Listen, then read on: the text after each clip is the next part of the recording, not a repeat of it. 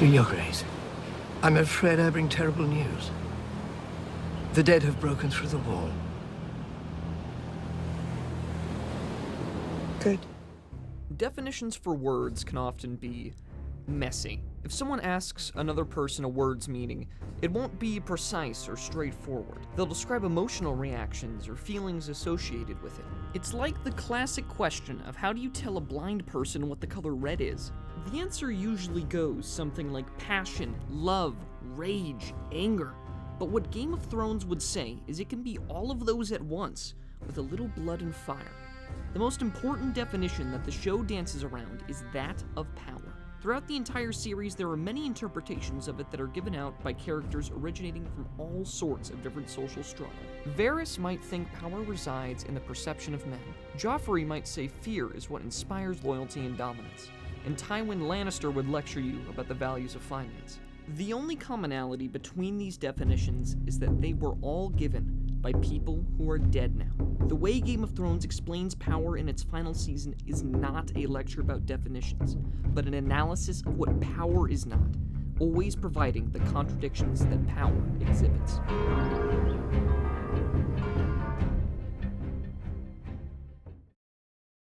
The ruler which best embodies this set of contradictions is Cersei Lannister, the first queen of Westeros and someone capable of both unadulterated cruelty and unflinching support for those closest to her. The main tension that Cersei must wrestle with is her idea to love no one but your children, which is often considered her greatest flaw and the most dangerous thing about her. Many of her actions are driven and can be explained by this incongruence, especially in the final season of Game of Thrones.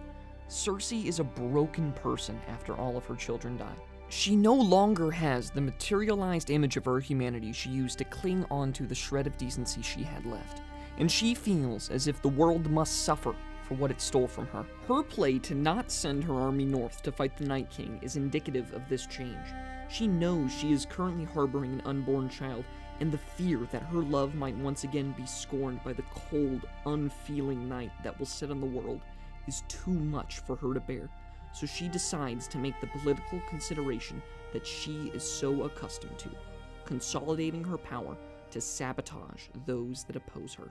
Attempting to win a moral battle with Cersei Lannister was never going to work, and this decision highlights the tension between her and Jaime, both characters who love each other, but one of them is willing to make sacrifices for the greater good. This serves to break Cersei down even more, picking away at any vulnerabilities she still had, which makes her brash and perhaps uncalculated action of killing Missandei more believable, as it can be considered a form of enjoyment for her, a rush of excitement she craves to feel again. Physical power like that portrayed in Executions is not where Cersei's strength comes from, however. It is instead her resolve in the face of anything to provide for those she holds dear, and her willpower that pushes her through her greatest challenges, like the walk of shame she had to endure. She might be demeaned and degraded in one moment, but once the lioness sees her cubs are in danger of being led astray, she won't hesitate to strike back with every bit of fury that was inflicted upon her. This willpower, however, isn't all a benefit for her. In fact, it is the primary reason behind her death in the penultimate episode of Season 8. Repeatedly during the siege in the Red Keep, Cersei reassures herself that all we need is one good shot. Cersei believes in her abilities and can't fathom or even understand the chaos surrounding her. It won't fall today. She has done everything to protect her children, and this is the moment which that fantasy she held stops. The burning buildings, the roar of the dragon's flame, the stench of rot and decay. The reality seeps in. She has failed. Power and her lust to gain more of it in order to protect her children was a fool's game that there were only ever two outcomes to. When you play the Game of Thrones, you win or you die. And only one of those outcomes is inevitable.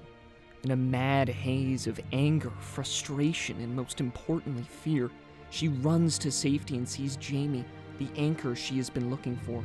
In one final last-ditch attempt, they try to make their way out through the tunnels of the keep, but all the exits are blocked off. I want our baby to live. Don't let me die, Jake. Please don't let me die. Please don't let me die. I don't want to die. Cersei is begging to live, But her actions and the world she built were created on such weak and corrupt supports that it had no choice but to crumble.